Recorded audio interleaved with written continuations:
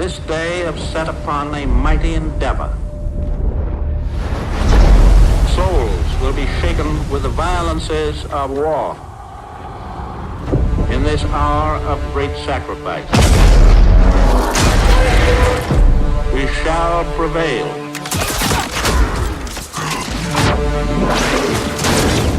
Get your head down and keep moving!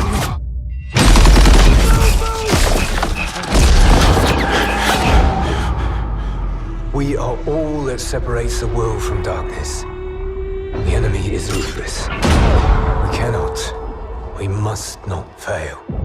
Duty first. Hey, Perez! Won't be enough for you!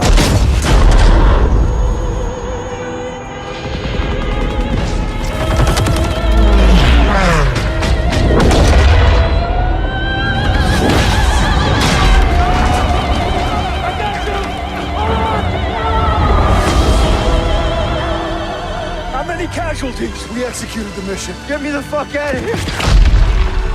How many? We had orders! Get to cover!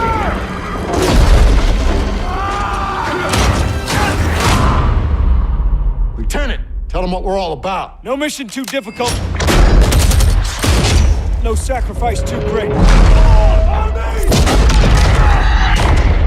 Welcome to the Bloody First. You're a long way from Texas, farm boy.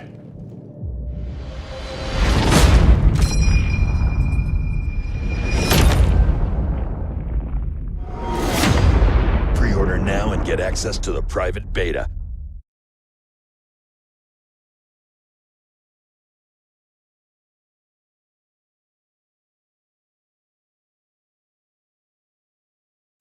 Welcome back, everybody. My name is Nick930, and that was the first trailer for Sledgehammer's newest Call of Duty title coming this year, named simply World War II.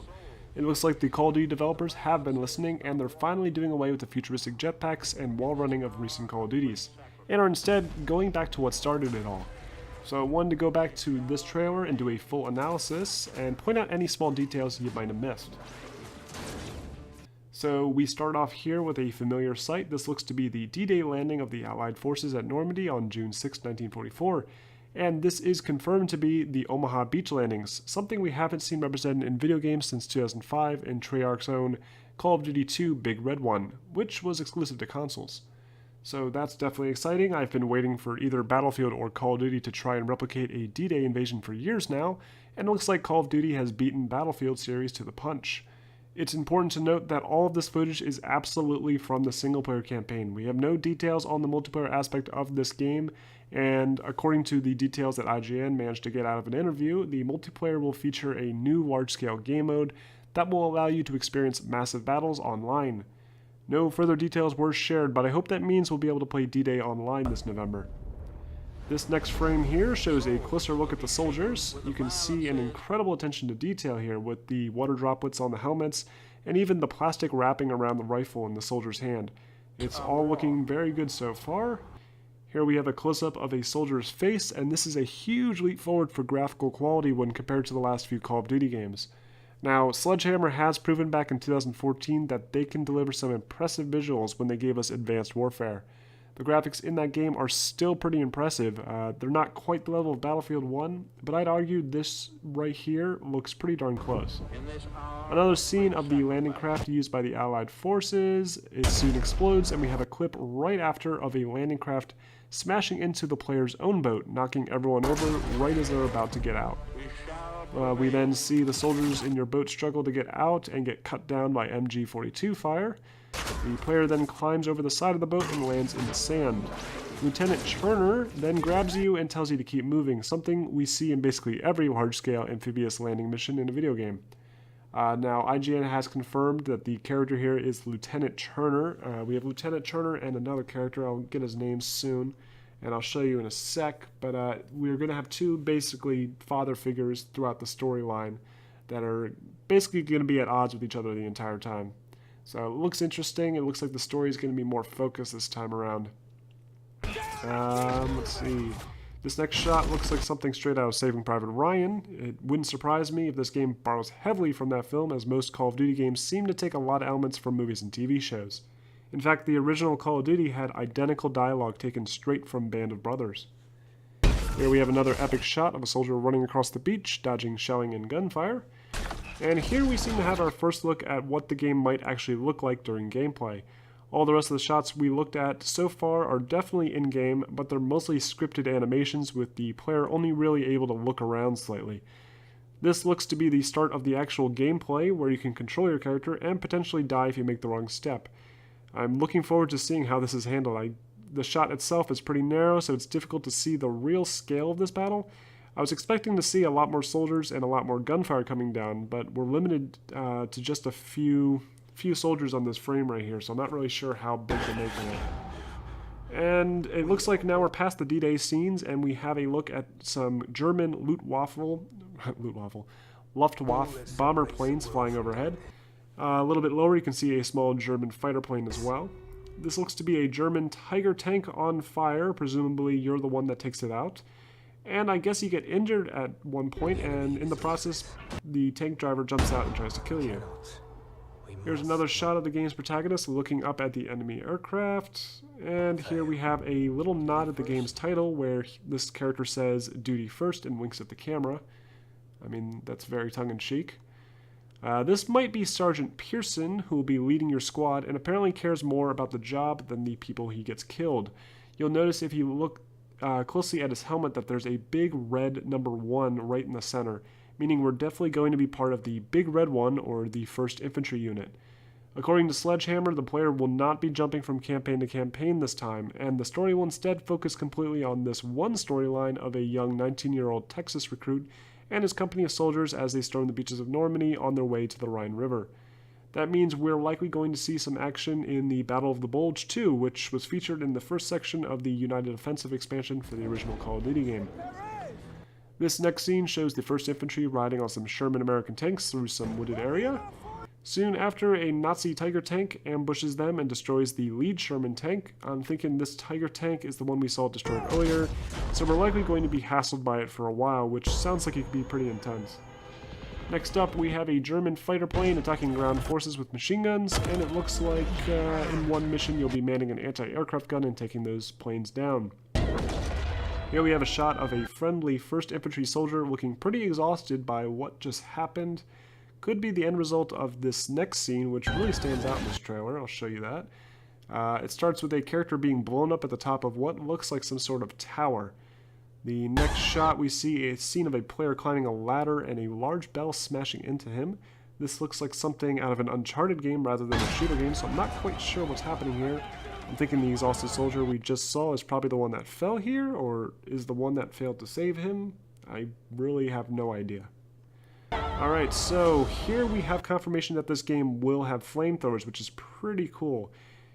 Curious if this will make a return in the game's multiplayer as well. We haven't seen this old school flamethrower since World at War in 2008.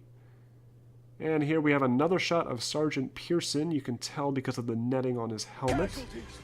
This next shot shows a confrontation between Pearson and Turner, who obviously they don't see things eye to eye after Pearson probably gets somebody killed. And here's a young soldier dying, not sure if it's the same one.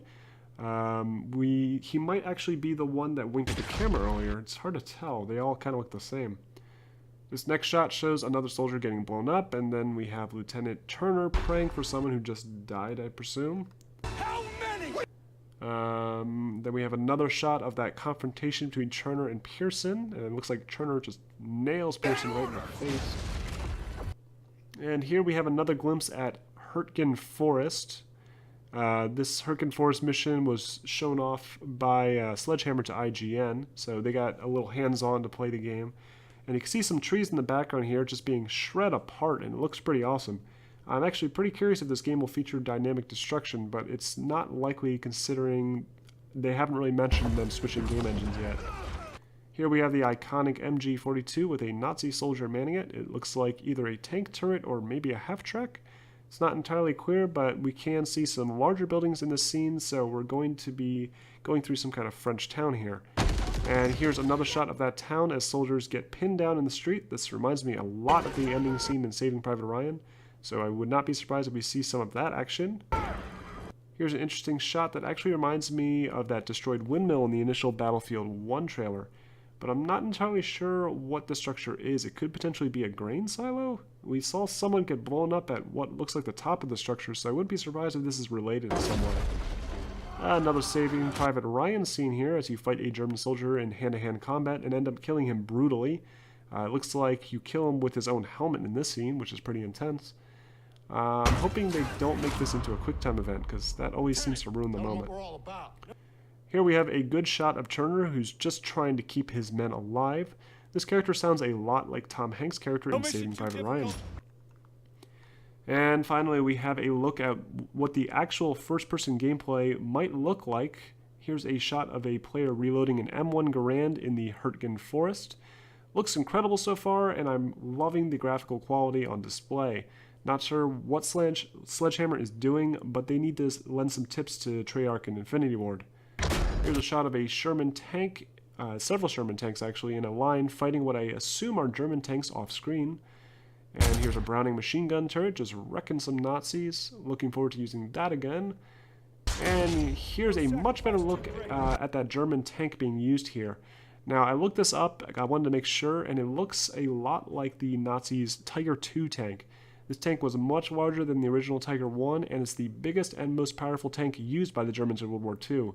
It had a sloped armor plating to help deflect shells and a massive 8.8 centimeter cannon that could destroy every Allied tank. But because of its rushed development and heavy weight, it had a ton of mechanical issues. And it clearly becomes an issue for this German later on when this Allied soldier has him at gunpoint after destroying the tank. I'm thinking this is the same scene we saw earlier with that destroyed tank, not positive though. Here we have the final scene where Sergeant Pearson seems to be briefing the men after the initial D-Day invasion and reminds you that you're a long way from Texas. He backs away from the camera and seems to be sporting an M3 submachine gun, more commonly referred to as a grease gun, along with an M1911 in his holster.